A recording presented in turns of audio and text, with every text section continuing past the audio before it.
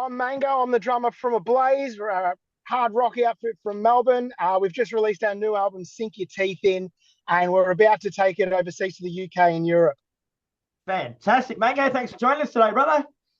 Thanks so much for having me. My pleasure, bro. So we'll start off on the album, mate. Like Ablaze recently did release your second studio album, Sink Your Teeth In. So how's the early reception been for it? It's been amazing. I mean, we've been dropping singles off it for about 2.5 years because Yeah, I I mean, noticed that. that's the world that we live in now. Everybody wants singles, but with how much time and effort and money goes into recording something professionally now, we didn't want to just record everything, drop a single, and release the rest. We wanted to really wring this thing out for everything we could. So, yeah, I mean, we've released 5 singles, and a bonus track was a single as well off a 8 to 9 song album, depending on how you look at it. So it's been received really well. Our fans have absolutely loved it. I mean, even the new songs that were still on the album at our big launch in Melbourne the other week, they were screaming every lyric back at us. Oh, sweet. And even kind of critically, it's gotten a lot of praise at the moment, which is fantastic. Should I? Yeah. And like you mentioned, you're a hard rock band, bro, but can you dive into the album a bit more from a musical point of view and tell us what you were going for? So one of the things that Ablaze has always been really proud of, and I've been really proud of with us, is that we can write in a whole bunch of different styles and genres, and it always comes out sounding like Ablaze. So, on our first album, it was a rock album, but we had a hoedown. We had an Irish drinking song. We had an acoustic song that the drummer, sung and played acoustic on. We could do a whole bunch of different stuff. And so on this album, we've done the same thing. I mean, it's a 8 song or 9 song with the bonus album, but we've got the heaviest song we've ever written. We've got some real Aussie rock style stuff. We've got a big 6-minute gospel epic that finishes the thing. We've got a big glammy song with different kind of nightmare. We've got a southern rock song as well. And a Christmas song again. So we really kind of wanted to show that we're still doing what we do, but after our first album, our writing has, I think, really taken a step forward. We can kind of stretch things and take some risks and stuff. And we've got some new band members as well, so their inputs obviously change the way things are a little bit as well. Yeah. No, and I love the album title too, bro. Like Sink Your Teeth In. Like everything about it is so Australian, and there's not even a song on the album called Sink Your Teeth In. I fucking love it. Yeah. No, look, I think we all kind of like the album having its own name, because I mean, I'm old school. I like albums as a complete package. I don't necessarily just need single. I don't like it when people put their biggest single first and then the second one second, and it all just kind of trails off. I like it to flow. We put a lot of effort into the kind of the track listing that we do. There's a big thought process to make it all make sense. And I mean, some of the songs on this album, and especially on the last one, are what they are because of where they sit in the track listing. It gave them extra life. So yeah, with Sink Your Teeth In, it's just the name of the whole package. I mean, out of 2 EPs and 2 albums, I think the first EP is the only thing that actually had a title track. Yeah, right. And funnily enough, the second EP, the song that it's named after, we actually afterwards decided to name a song "Two's Up," and that's on the first album. Yeah, right. It's just the name of the complete. Sink Your Teeth In was almost the name of the first album, and then our manager at the time suggested straight up No Chaser, and we went, no, we're just going to go with No Chaser actually. Yeah. And we're like, no, we'll keep Sink Your Teeth In because it's a cool name. And yeah, I'm a wildlife guy. Our lead guitarist is a real animal nut as well. So the idea of having a big great white shark smack on the front of it was just too tempting. Fuck yeah. Now, we touched on this before, mate, but there's 8 songs on there plus the bonus track. All up, you've released 6 of them, man. Like, that's about 75-80% of the album released as singles, which is an indication of how strong the songs are. Yeah, we knew if we were going to pull this off. The original plan was to release 4 singles and then do an 8-song album. Right. We were also planning on doing that over about an 8-month period. Now, it's been 2.5 years because life. Yeah. We knew we wanted to release a bunch of singles off of it. Obviously, the market now and the way the world works, it's single, stream. You need numbers in all the right places. So we knew that every song had to be single worthy. And I mean, half the band's Italian, so we were going to argue about everything anyway. But we make sure that, and I'm one of them, so I can say that. But we wanted to make sure. And look, out of the out of the main 8 songs, there was, I would say, 2 that we were a little concerned about. And we're like, oh, I don't really know if this is going to be a single. It's just something's kind of missing. And then obviously the last song, End of the Day, the big gospel one, it's a 6-minute song. That's pretty hard to do as a single nowadays. Yeah. Literally twice the length of what people are expecting and what the algorithms, friggin' sick of saying that word, will allow. So we really put effort. And funnily enough, the 2 that we were a little concerned about, when it got to the end of mixing and mastering and when they got their place on the album, all of a sudden they just took a step into their own. And we went, and by then they were, well, one of them was already a single. And we were like, no, this has worked. And funnily enough, songs that we were a little concerned about, people have told us are their favorites on the album. So you never know. We're lucky that our fan base, for the most part, first of all, they're into new rock. So that's already half the battle done. But then they like the variety. They don't, second albums are scary. Second album syndrome is a real thing. And you sit there going, if we're too far away from what we did last time, people will go, oh, they're a one-trick pony. They did one album, that's it. They can't do it again. And then if you sound exactly the same, they go, oh, they're a one-trick pony. They're going to release the same thing. So if we're going to be a one-trick pony, we're going to do whatever we friggin' want. And that's exactly what we did. And I think some of the songs sound like they could have been on our first album. Some of them sound like they needed to be that next step. Yeah. So, yeah, we're proud that every one of those songs could have been a single. I mean, the 6-minute gospel epic could have been a single in the late 80s. Church people would have loved it. Absolutely. Well, until they kind of thought about the lyrics a little bit. But, yeah maybe. Nothing too deep. That's it. From what I've read and what I've been told, the word on the street, bro, is you guys are fucking awesome live. So run us through a typical Ablaze live show and why they're so good. We're all nuts. It's kind of we have always put a lot of effort into our live show. We are a live band. Like, the recording's great, shooting videos and stuff, it's all fun, but we come alive on stage. And that's because we all love each other and we're all idiots. So we take our music seriously, and what we do, we want to do well. But ourselves, we bag each other out constantly. Me and the singer are usually making fun of each other on stage during the shows. It's a little bit Steel Panther-esque sometimes, but we want it to be fun. There's plenty of bands that are we're here and you're there, and the edge of the stage is this divide, and you sit there and you look at how cool we are. We want everybody involved. And so, one of the first few songs of most sets is a song of ours called Where's My Drink, where we introduce the band and we pour whiskey into each other's mouths, and then the front, as it goes into a band break, the front row all get a couple of free shots of Sailor Jerry most of the time. And 98% of venues haven't complained about it. We've had some moments, but we want everybody involved. At our launch, for the first time ever, we played a song off the new album called Siren's Call, which is probably the heaviest song we've ever written. And there's a big section in the middle where we have very much paid homage to the Jaws theme. Right. And it's very much about like almost the Greek mythology, the siren calling you to your death, that kind of thing. And then it goes into this Jaws thing. And we launched 5 full-size, like, ride-on inflatable sharks. You saw the photos of that. Into the audience. Yeah. Now, a lot of people copped a 6-foot-long shark to the back of the head, but we know where 2 of them are out of the 5. The rest of them have gone off into the world to seek their fortune. And that's fine. They're $5 each from Kmart. No one was expecting them back. But we want those moments. And, we even got the chance. We did we do a little acoustic section in our bigger hometown shows where we'll do a cover of Tribute or something like that, and then we'll do the song that I sing off the first album, Bottom of My Bottle. And this time the cover, we decided to go, hey, let's do something we all love. And so we did Cry and Shame by Diesel. Oh, wow. Or back when it was Johnny Diesel and the Injectors. And I came forward with an acoustic. Our rhythm guitarist Mike started off singing and playing it. I jumped in on acoustic. Our lead guitarist Ben ran out with a saxophone and started doing the saxophone solo. I got to sing the third verse. I think Danny sung the second one. Everywhere you looked on the stage, something different was happening. Our bassist Paris was laughing their ass off because they thought Ben playing the saxophone was the funniest thing in the world.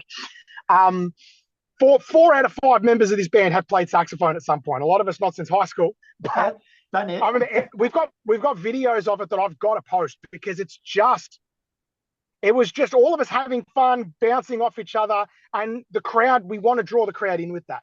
So if we can get in front of a crowd, we can win them. Doesn't matter what it is. I'm really proud of that because we go to the next level to try and get everybody involved. Fuck yeah. Now, speaking of live, bro, you're just about to kick off a European and UK tour that starts in Belgium on the 28th of August, travels through France, the UK, and winds up in Germany on September the 20th. Like, it's a decent run, bro. You got enough underwear? I might be going to Best and Less to pick up a few extras. I definitely do not have enough socks, so I'm going to have to do it.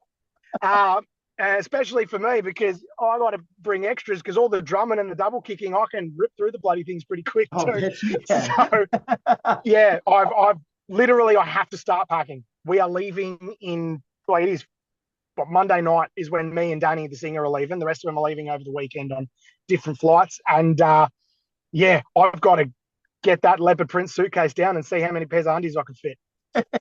Wear 5 of them on the plane, bro. Just have some reserves. I'll be nice and comfy. I'll be sitting this high off the chair, but yeah. What are you expecting from the crowds over there, mate? Like, you know what Australian crowds are like, but what about over there? Do you look into it and research what to expect, or do you go over there cold and take it as it comes? Well, it's kind of 50-50 because we went there at the end of 2019 and we did a lot of UK shows and we did a lot of Spain-based shows as well. So even though this time we're going back, and last time we did 2 festivals in the UK, we did Hard Rock Hell, and then we did Winter Storm up in Scotland. And this time we're doing 5 festivals, 2 in the UK, 3 in Germany. But we're not playing. We've never played Germany before. We've never played Belgium or France. And the places in the UK that we're playing, we've never played those places either. So even though we've got a rough idea, we're still going in cold. But the UK fans love us because Australian bands, I think it's kind of respected over there. Australian bands work hard. Like if we play, if we want to do a tour, we're doing Adelaide, we're doing Sydney. That's 8 hours of driving each way. In the UK, they drive any more than 45 minutes, they start booking overnight accommodation. So when we found out on this tour, most of the dates were set up, we were only going to have to drive kind of 2 to 4 hours most days. We were like, oh my God, that's only like to Albury. This is crazy. Whereas last time we were doing 7 to 9 hours a day going around Spain because we borrowed the van from Massive back when they were around, and that van didn't make triple digits on the speedo, mate. It was lagged pretty hard. That van was the 6th member of the band, and it was the one we all wanted to kill. But they lent it to us for free. We can't complain. But yeah, like we know that when they know that we work hard to get your head even slightly above the crowd in Australia. You got to work, and Australian crowds more than anyone else will test you. If you're not genuine, Aussie fans know it straight away. Over there's so many bands, and touring is so, I don't want to say more simple, but for a lot of bands, it's more accessible. Yep. And there is a kind of ladder that you can work up, and you start, and as long as you can prove yourself and you've got something important that you can say and you can stand out, you can work your way up. And bands that started around the same time we did are now doing big headlining international tours. Bands like Massive Wagons and the New Roses and the Chris Barris Band and all those guys that are, headlining festivals and stuff like that. It's more accessible to them. In Australia, all the rungs in the middle of that ladder have been ripped out. I'm sure you're more than aware. You're either Heritage Act or you're busting your ass towards the bottom of the ladder. So we are used to having to prove ourselves, and you prove yourself by being good and doing something different and making your fans feel special. And we've been so focused on that getting over there, again, if we can get in front of those crowds, we win them. When we did those festivals, we would be getting told we were the find of the festival on every review that we found. With the Hard Rock Hell one, we managed to be the last band slotted on because someone last minute pulled out while our booker was lining it all up. And we ended up being on it it was amazing. It was like 4 or 5 o'clock on the Saturday night of a 4-day festival. Nice. So we played to a packed main room, main stage, and we went out there and exploded. I would say it's probably one of the best shows we were tight. Someone always stuffs something up, but this show was, we were on. And at the end of it, we were getting pulled over for photos. All the reviews were saying, who the hell are these Aussies? It also helps. They've heard that many bands over there from Australia that they go AC/DC. Or they're trying to be AC/DC or they're trying to be Airborne. And now we have some of those songs, definitely. I mean, I was an AC/DC kid. That's how I got into rock. But we do different stuff. And so when they go, oh, they're Australian and they're not part of that mold, that helps as well. True. So we can win those crowds when we're standing in front of them or when they're standing in front of us. And so as long as we can get in front of them, we're going to be fine. Fuck yeah. And you're also, after that, you're coming home to do a bit of an Australian tour too, I believe. I couldn't find any dates, but... Yeah, look, we haven't fully announced it all yet. It's kind of hovering in the banner picture on our Facebook, I think. Oh, yeah. But we're coming back. Again, we're coming back in dribs and drabs because some people want to go off on a little Euro trip afterwards. And I mean, flying for 27 hours, they might as well enjoy it. May as well. But we get back, I think the last two of them get back on the 9th and 10th of October. And then on the 11th, we're driving to Adelaide to play the Rock Hard Festival. Oh, yeah, cool. I'm thinking about going down for that, actually. It is, look, Phil and Tish, who are organising it, are two of the best supporters of rock and heavy music in Australia, as far as I'm concerned. I love them both dearly. And when we got to be on that festival, and we're up the pointy end of that lineup, playing with the Poor and Avalanche and heaps of amazing Adelaide bands and some more Melbourne bands, we were stoked. So straight over there to do that. We're playing a show at the Chuck Trailers in Sydney. We're doing a couple of Melbourne shows too, which will be cool. We're going back to the Leadbeater to play White Widow's album re-release party thing. Cool. Yeah. That's pretty soon after we get back as well. I don't know if he's announced it yet, but we're playing Delacoma's big album launch as well at the end of November. Fucking nice. And there's a few others. We're going back to Geelong. I've been trying to go back to Geelong for 8 years. So getting back to, there's some great guys down there, Mike Treloar and the team, getting rock bands back to Geelong and giving them a venue. And I love touring Australia. We're not going to be able to go to places like Brisbane and Perth and Tassie just yet because we're just about ready to start selling organs for this Europe tour. But the second we could afford to get on a plane or that boat, we'll be back and doing more Australian stuff. And hopefully in the new year, we'll get to those places as well as pick up some nice supports for some bigger acts as well. It'd be great. Nice. Now, before I let you go, bro, I've got a new segment I've started called Photo Bomb. So basically, I've trolled your social media before we've had a chat. I found a few photos I want to know a little bit more about. So I've got this one here, like this. What it looks like a cool venue, man. It looks more like a man cave than it does a venue. Oh, that venue. If that's the one I think it was, that's in Spain. We played this little thing. It was called Lestrato Fest or something like that. It was in this tiny little town, and it went mental. The stage was so small that the guitar cabs had to be set up pointing sideways across the stage because I couldn't get behind the kit if they were facing the front. We played with 4 other bands. We went on. The place was packed, and it just went mental. I put Spanish fans as something else. Yeah, right. I got on stage, I put down the set list, I put a set list on my drum kit, I turned around and they'd stolen the set list from the front of the crowd on the stage. We're like, well, I hope you guys like us because you've committed early. But yeah, we went off. They loved it. Ben jumped off and jumped on the bar because all 5 of us on the stage was, especially back then, our bassist was 6'7". When he was swinging around that Duff McKagan bass, if it wasn't for the fact that our singer's about 4'2", it would have literally been a risk to his health.